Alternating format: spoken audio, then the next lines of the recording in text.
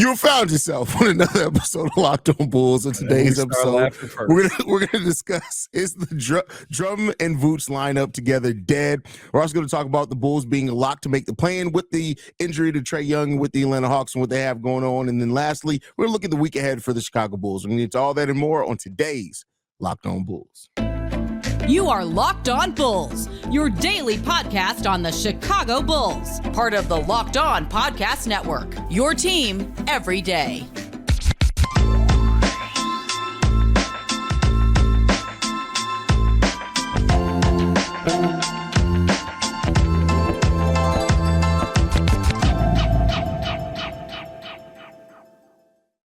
Thank you for tuning in to another episode of Locked On Bulls, member of the Locked On Podcast Network, where it's your team every single day. That's Pat the Designer, host and creator of the Windy City Breeze, and host of the Chicago Bears podcast over at ESPN 1000. I'm HAize, host and creator of Chicago Bulls and Chicago Bears Central YouTube pages and podcasts.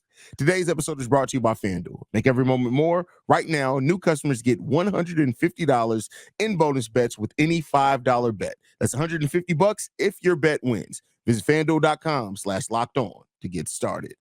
Pat, it's something that a lot of Bulls fans were kind of enamored with was this Andre Drummond and Nikola Vucevic lineup out there playing together. Now, we haven't seen it the last few games. Outside of a little bit against Boston, it was a negative plus minus. And I just want to throw some realism to people, right? Out of the now 6 games that we've seen, basically a nice chunk of this lineup. Every single one of those games, we've had a negative plus minus with Vooch on the floor and a negative net rating. The only time we had a positive net rating was against the Memphis Grizzlies, who we already know had no at all depth up front. Other than that game, which they were positive 61 in that game, they've had negative net ratings of negative 41, negative 35, negative 6, negative 4, negative 6 again. Basically, what that means is this lineup has not worked in the way that some people have thought or painted it to work. Now, what it has done, it has gotten the Bulls more possessions. It has gotten the Bulls a better rebounding rate, but the Bulls have not converted that to it, meaning more points or putting them in a more winning situation. I think we've seen kind of the effects of it, and it looks really good, but the results on the court just don't tell that story. So, Pat, have we really seen the last of that lineup? Keep in mind, we got 2 games coming up against the Cavs and the Bucks just this week. Those are 2 teams that we have used that lineup against before. What do you think about it, Pat? I think what the numbers speak to and kind of what you see on the court is that it's different and it works to an extent, but we don't have the team to allow it to work. That's the part that's tough, right? I believe it creates 4 more possessions pretty much per game when you see that lineup out there. That would speak to you having 4 more opportunities to score baskets. The problem is we don't have a lot of people on the other end that score the basketball at a high level right now. You would think that would help you with the 3-point shooting rate because you'd want to space things out so that you're not clogging up the paint with having 2 bigs in there. That's not working for us as well in those situations. So a lot of the things that would speak to that lineup working, the Bulls don't have the players to really put out there around that lineup for it to be successful. Realistically, I would think you would want to have 3 shooters on the floor at that time. I don't know if we have 3 shooters on the team now with the injuries that we'd have. I mean, maybe you could throw Ayo Dosunmu and Kobe White out there. DeMar DeRozan is going to operate from the mid-range. That's going to continue to clog things up as well, right? You're kind of looking for that third 3-point score. Javon Carter was supposed to be that. We have not seen that happen this year. That's tough. We said he could start. That is our biggest blunder of all time on this show. We said he could start. But I mean, realistically speaking, the Bulls just don't have the talent on their team right now that I believe to put around a lineup like that for you to hide the sins that lineup causes on the offensive end. Defensively, it works a little bit, but not enough for you to throw it out there long term, because the second somebody goes small, you can't guard anybody. Yeah, I mean, and don't get me wrong, I still do think that there's absolutely some times where we can go to that lineup in spurts, and I think that's what the numbers show. It's not anything that you want to bet on to save a game. Well, maybe if you just need some rebounds and some stops and some extra possessions, but we got to be rocking and rolling offensively. And to your point, I love what you said. It'd be different if we had Vooch and Drum out there together and we had a bunch of shooters to surround them. We don't. We got What right now you got Because Kobe and they're Io, both and shooters on the team. they really haven't been shooting well at the same time outside of a couple of games. We can get them both shooting right at the same time. Okay, you got Alex Caruso also shooting above 30% from 3-point range, but that's it. Unless Javon Carter decides to wake up the ghost of Javon Carter pass in Milwaukee, I just don't know. I don't know. The ghost of Javon Carter's pass. The ghost of Javon Carter pass. Like the ghost of Christmas pass, but it's just Javon Carter, Javon Carter in a cloak and with a sickle. Like the sickles for me. I killed my own career. But no, I just sorry. Oh, was that too far? Was that the line? My bad. He's been really bad. I said he could start. But no, I look at this lineup, and I think here's the thing. We see people call for this lineup a ton. We see people say, this is the lineup that you want to see out there. Why don't we go with the bigs lineup? We're not in that NBA anymore, and that's realistically what it is. The teams that you want to go big against, you have to think about the defensive matchup out there, right? Okay, let's say Cleveland's the team that we want to go big against. You got Jared Allen and you've got Evan Mobley, two guys that, on the defensive end, you want to be able to out-rebound them. You want to be able to create extra possessions. Having Drum and Vooch out there to box out makes you feel better when you're going up against both of those guys. But when you look at the other end of things, right, where they've got to actually try and get a stop on those guys, who's guarding Evan Mobley? Maybe Drum can face up a little bit, but they're running that 2 big man action where there's a screen on the big from the big, and now you got Evan Mobley on the big from the big. You know what I mean? But you got Evan Mobley, a big man who can handle the basketball a little bit, being able to get around. And now Vooch has to figure out on the pick and roll, all right, where do I go?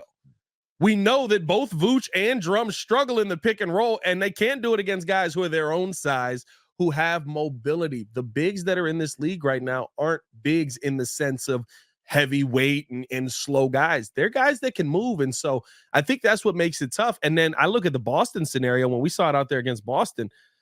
Doing that against KP is a sin because he can shoot the 3 ball, he can attack the rim, he can there's certain teams where it's like logically in your brain, you're like, he's 7 foot tall, he's 7 foot tall, they should match up. But it's just not the NBA we're in anymore. You don't have hulking guys on every team. You've got big men that can move out there.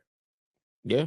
And I mean, like I said, I don't want to completely crap on it. I do think that there are going to be times where we can use that lineup. Like I said, in some spurts, and it's going to work out. But ultimately, people like, and again, I know this is not every Bulls fan. I'm not trying to throw everybody in there together, but if anybody thought that was going to be the lineup to all of a sudden unlock this new level of the Chicago Bulls team, no, the numbers just don't support it. And while analytics aren't everything, you want to match analytics with what you see on the basketball court. But what I see on the basketball court for me in those moments is, we get a lot of extra rebounds, but we give up a lot of stuff on the offensive end too.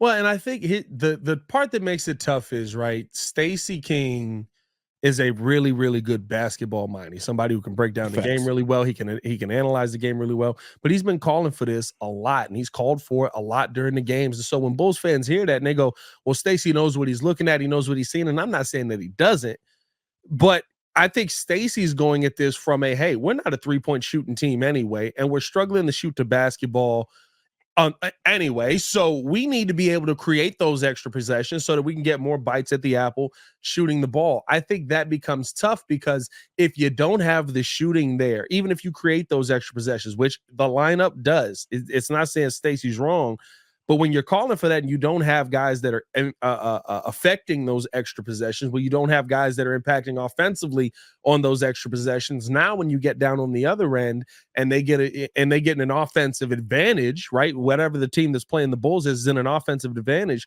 that makes it a lot harder for you to bounce back from those mistakes that lineup is going to create. And so it's tough to see it on one end because, yes, in theory, it does work. But again, when you don't have the personnel to do something, which the Bulls just don't right now, I think when Bulls fans hear Stacey call for it, they want to see it more. But I just don't believe that the Bulls are able to throw a lineup out there that fits that. And maybe, right, like maybe you just say there you have a game where you go, F it, let's test it. Maybe we're getting blown out or something.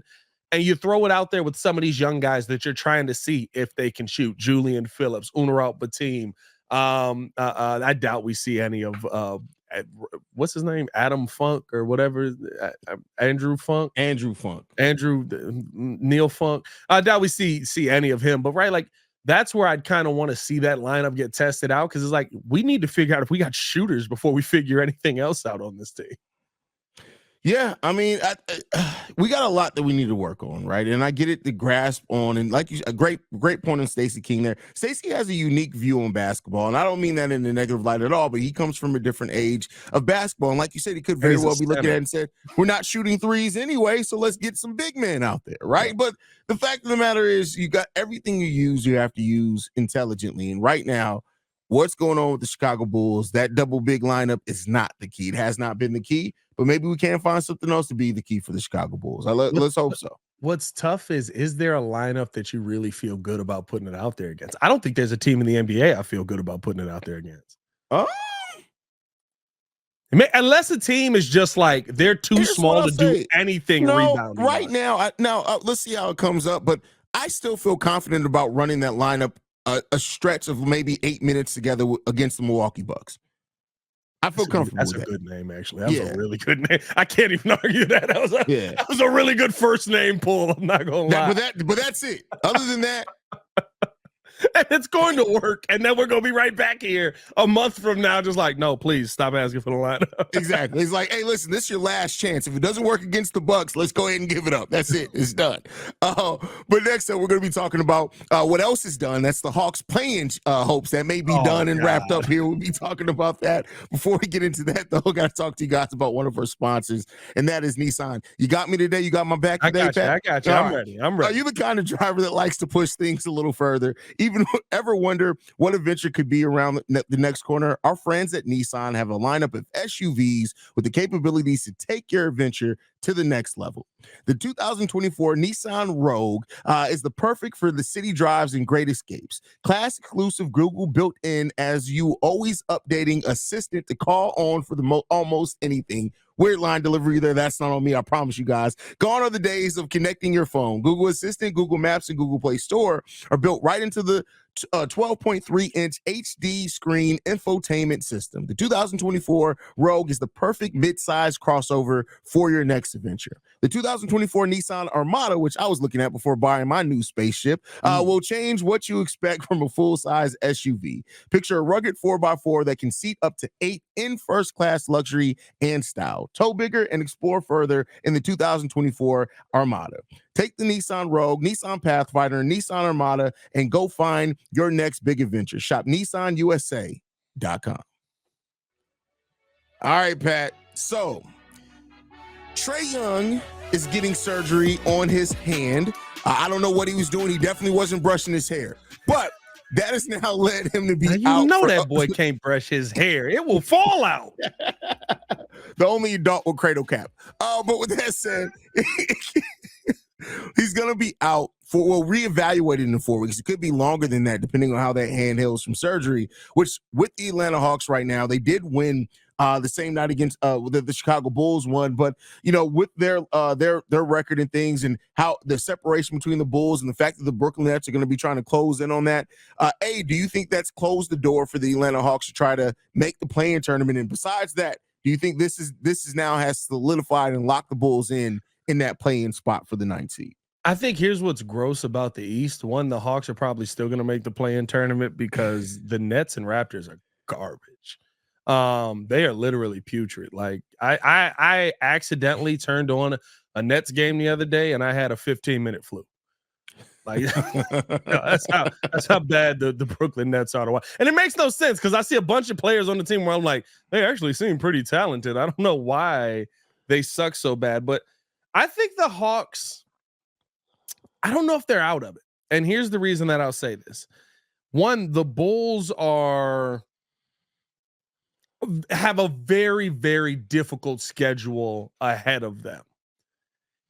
And for two, the Atlanta Hawks without Trae Young feels like the type of team that they should have been trying to build anyway. And that's not a slight at Trae Young, but either Trae Young or DeJounte Murray is what that team needs to function. Having both of them on the court is just not a recipe for success. Listen, I'm slowly being proven a little bit more right every day about my Colin Sexton take. That's No, a you're very not, tough bro. take. Colin Hey, Sexton is nowhere close to listen. Last 10, Donovan Colin Mitchell. Sexton's been hooping. All right, The Colin fact that you Sexton. got to say that you have to Colin, qualify it as the last he's 10 had a tells good you you're not season winning. since he came back. Since he got healthy, he's been playing really well this year. Now he's not where I would. He's not right. I said Stop trying to make it happen, I bro. said It's not I was gonna happen wrong. for you, bro. I said I was wrong for the moment, but I'm wrong until I'm right, is what I'm saying.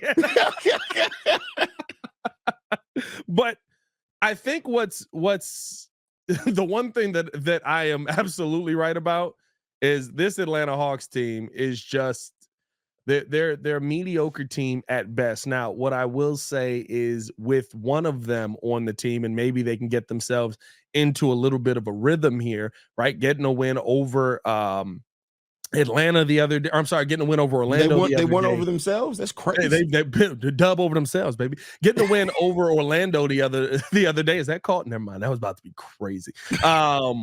I think that maybe that could start to move you in the right direction, but you got to get used to having just the one guy in there in DeJounte Murray. And with DeJounte Murray running things, I think the team will look better. I don't know how many games they're going to win out of that. They may be just as mediocre as they were the entire time just because of where the team is at this point in the season. But I mean, they're 5-5 in their last 10 right now. They've been very up and down. They finally broke a losing streak. And I would think that this team maybe starts to look a little more cohesive without having two guys fighting for shots. I'm gonna give you a reason why to blow up all that. That's all very logical, and I'm actually blowing it all up. It all needs to go. Well, that's the thing. Keep in mind, the Atlanta Hawks with this year, if they don't make the playoffs, they hold on to their own first-round pick. They're already going to have Sacramento's first-round pick. They're going to have 2 first-round picks in this draft. We already know that they were shopping DeJounte Murray, Clint Capella, and amongst others. They only want to keep, who is it? It was Trey Young. Who was the other player they said they'd be willing to build around? It was like 2 players. What's his name? This is white boy shooter. No, not him. It wasn't him. It was Jalen. Wasn't him? Johnson. Johnson's his last name. Jalen Johnson. It was Trey and Jalen Johnson. Keldon? Is it Keldon? No, it's Jalen Johnson. Is it Jalen Johnson? Yeah, Jalen Johnson. Those are the only 2 players that they are willing to build around. Jalen Johnson, nice. Having 2 first-round picks on top of shopping DeJounte Murray, on top of Bogdanovich, on top of Clint Capella, I think that would put the Atlanta Hawks in a place where they feel that they may be able to jumpstart that rebuild that they kind of avoided at this trade deadline. And I get it. The player, I do think the team can play better. Not to say that just Trey, like you said, it's not against Trey Young. Either DeJounte or Trey need to go, right? Yeah. But I think that this could potentially help facilitate what they're trying to do this offseason, in my opinion. I think the only way you do that, though, is to shut somebody down. Right? They're going to be at a minimum. Trey's not coming back. No. Trey, I get that. But I think this Atlanta team could be 500 the rest of the way with just DeJounte. Like, I don't think they're going to be amazing, but like maintaining that 10 spot, 500 in the 10 spot right now with Brooklyn and Toronto back there basically crapping their pants every game that you see them out. Let's go over there. So they have Utah, 2 games against Brooklyn. Keep in mind, Brooklyn is the team that's right below them. Then they got New York, Cleveland, Memphis, New Orleans, Portland, Utah, the Clippers. I don't know. Maybe I just talked myself back in. That's what I'm saying, Doc.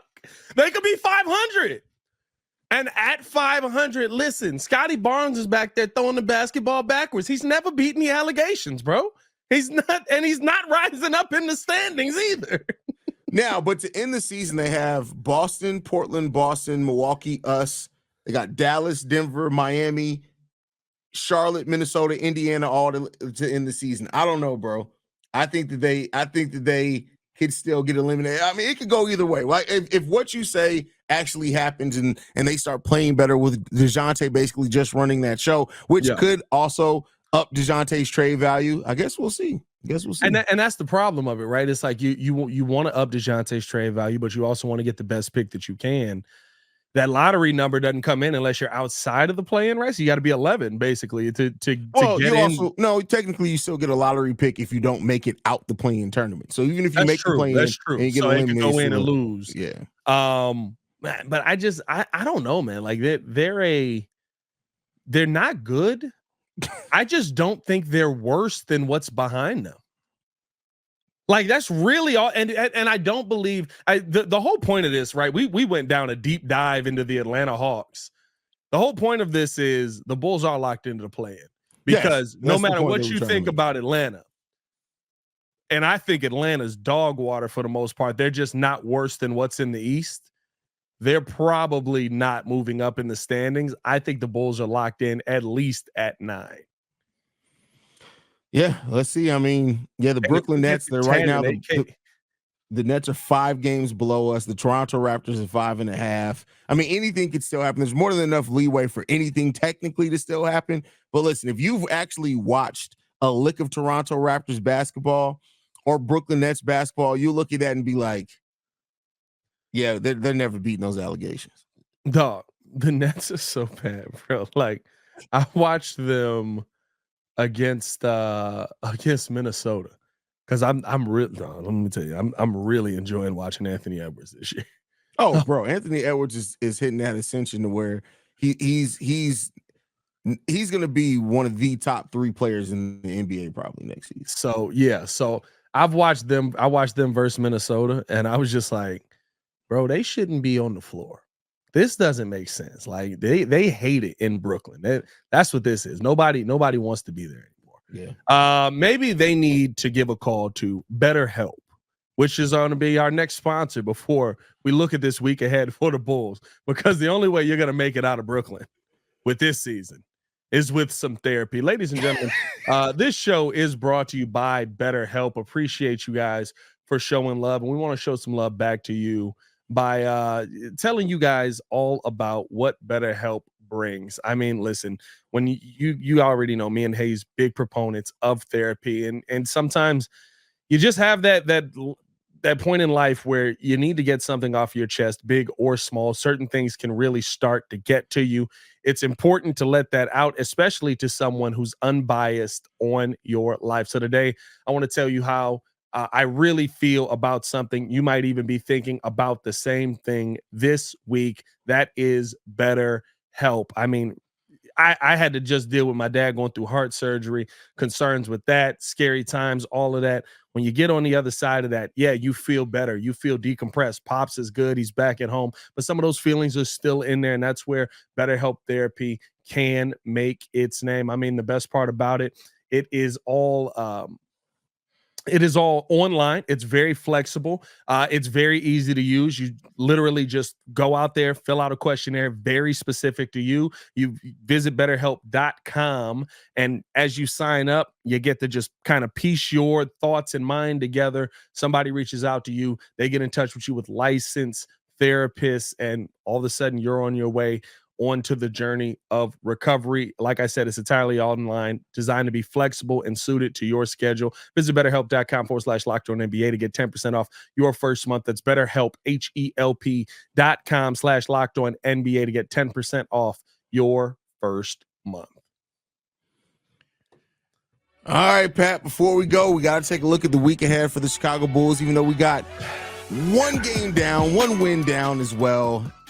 We got a game against the Detroit Pistons coming up today, Pat, which the Bulls better take care of business against the Detroit Pistons. Like, come on, man. Although Detroit, I don't know if y'all saw the nice game. Detroit almost won. And it's every time before they play us, it's like they get in rhythm. Don't do that.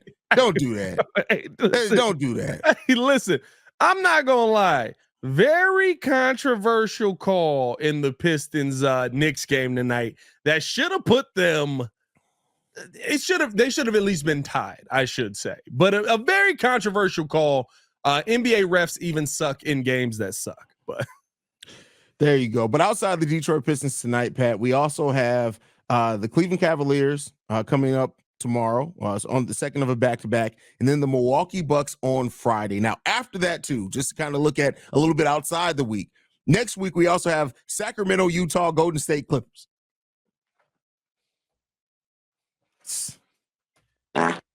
It's not going to be good. It's not going to be good. And then after that, we got Dallas, Indiana Clippers again. Going. I'm just saying. Going. From now until the middle of, we don't have after the Detroit game, we don't have quote unquote an easy game again until March 16th against the Washington Wizards. Here's what I'll pitch to you that more than likely will happen with the Chicago Bulls on this stretch. How many games we have this month? I don't know. I know we got 25 games left on the season. 25 games left on the season. Chicago Bulls are going to play very competitive basketball over the next month and a half. They're going to win more games than we expect. And they're going to be exhausted going into the play-in tournament. We have 16 games in the month of March. 2 games left in February. In the month of March, I would say they go. So we have 18 out of our 25 games left. And I would say they go 9-7 over the next month. I mean, if they go 9-7, that's considering who they have on their docket. That'd actually be a pretty damn good record. Yeah, but I think that it's going to take so much for them to go 9-7 over the next bit of time that we're gonna have an exhausted team heading toward the playoffs. Listen, the thing that I want to see the most, and I'm not advocating for my team to lose at all, but make the play-in cool. Don't win the play-in, get eliminated, go into the lottery, get you a nice pick, go and get you a young big and keep it pushing. Is there a big that you've identified yet that's going to be in? Because I think even if we go in the lottery, we're in the 12 to 15 range. Yeah. Kyle Filipowski is the guy that I kind of from Duke is the one that I have zeroed in. He's going to be right there around the Bulls. He's slated to go anywhere between 12 and 17. So could have got Walker Kessler. That's all. I don't know. We could have already had our center. I'm still Walker on Kessler, that, dog. I'm not gonna lie. Walker Kessler, second in the entire NBA in block shots. Oh, he would be leading the NBA in block shots if it wasn't for Victor Wembanyama. I'm just saying. That one stings so bad. You want to know why it stings so bad? No, here's his last 10 blocks. Not for and he's playing 15 to 20 minutes a game just about in each of these. 3, 1, 1, 3, 4, 4, 3, 3, 4, 4. You know how many blocks the Chicago Bulls had in their last game? 0. We had 0 blocks as a team in our last win. 0 blocks as a team against the Pelicans. Bro, and I think they've given him less of a role this year, honestly. Yeah, he's not starting. He's coming off the bench. And it's like, but the fact that he's still able, because he's having kind of that Andre, he's coming off the bench in more games than not. He's averaging 8.5 and 7 rebounds per game, but he's averaging, 2.7 blocks per game for a team that needs rim protection. He was right there, bro. He was right there. And you won't play Dalen. I mean, he's playing now, but yeah, I agree with you. Like, I don't know, bro. That's my. I will say this: we have done a horrible job identifying talented bigs at just about every level. Yes, and maybe I actually believe. Well, I mean, Adama Sinago is not really a big. He's a big. He's 6. What is he? 6'9"? He's 6'9" though, with a 7'4" wingspan. That might be the one. And he's in the G League, just putting up 40 a night. Bro, he's quietly just dominating the G League. Literally, he's dominating the G League, bro. It's crazy. Bro, he might literally be the G League MVP. Bro, that's crazy. Now, the Windy City Bulls are only 8-12 on the season. That may stop him from winning it, but the dude is absolutely dominating the G. I watched their last game, and literally, he's gotten to the point to where the moment he gets the ball, if he gets the ball within 5 feet, he's not stopping. It doesn't even matter. He's not stopping. Hey, remember I was talking about how maybe they'll use him as that. They're trying to fix that 3-point shot down there. They are not. He stopped taking threes completely. He stopped taking he has attempted 0.1 3-pointers per game. He was taking threes at the beginning of the G League season, and then he quickly realized, hey, I can't get this shot off fast, which is credit to him. He realized very quickly, I can't get this shot off fast enough. They're closing out on me, so I'm just about to yam it on everybody. And he's just done that since. 2011 and 1. I maybe didn't need to bring up the 1, but it was there. I don't like that's my thing about Kessler. We'd get him. We could have drafted him. Probably wouldn't have played 10 minutes last year. Oh, and then let's not also forget that Adama Sanogo is also averaging over a steal per game down in the G League as well. It dropped now. He's at 0.6. And guess what? 1.5 blocks basically per game for a team that needs rim protection. We ain't blocking. Except our blessings, apparently. Like we're not blocking nothing but blessings, bro. I don't know, bro. I don't know. This is our Bulls, man. This is the team that we got. And I don't it'd be nice to see the Bulls get one of those lottery bigs, but what's coming, dog. Adama Sanogo is getting almost 20% of all rebounds when he's on the floor. Here's now maybe this is going too in depth on a G League player here, but does Sanogo need Drummond to leave for him to get called up? Yeah, yeah, absolutely. That's the only way it's happening. That's tough. That's tough. I don't think you're wrong. It's Billy Donovan coaching. If we had a different coach, maybe I feel differently. But I don't even know if I'm confident he'd play him. Terry Taylor's been here 2 seasons. He's finally starting to get some dick. Terry Taylor also sucks. So I mean, Terry Taylor tries hard, man. He fights. Hey, listen, I will give you that. Terry Taylor gives effort every minute he's out there on the court when he finally gets minutes. That's part of the problem, though, is that he's actually giving effort and he still sucks. Like, Terry Taylor is tall. Ryan Archie. Oh, wait a minute. He might be the same height as Arch. He may be. He might be the same height as Arch. Let's see how tall is Arch? Is Arch 6? Terry Taylor is 6'4". I know Terry Taylor's 6'4". Is Arch 6'3"? Probably. That's gross. That's crazy. Shout out Arch making it back to the Bulls. Archie Diacono is 6'3". He's 1 inch shorter than our backup power forward. Is he really? Yep. I was hoping that he was so much shorter. Nope. He's literally just Black Ryan Archie Diacono. Like, he's not giving you anything different. But at least, Archie Diacono would hit a 3 on you every once in a while, at least. They also don't tell Terry to shoot a 3. That mud, they out there, they like rebound and punch somebody in the groin if you can. That's all we need from you, dog. Follow the path that you have set yourself on into the NBA. You will be a Draymond Green at best. At best. At best.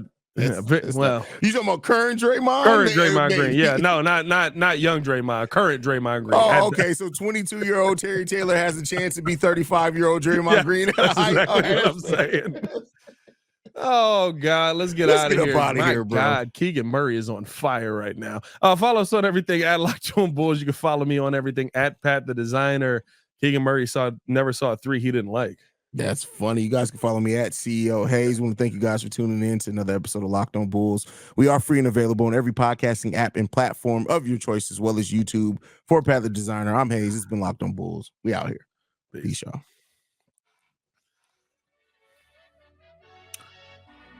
Shout out Portillo's for that milkshake.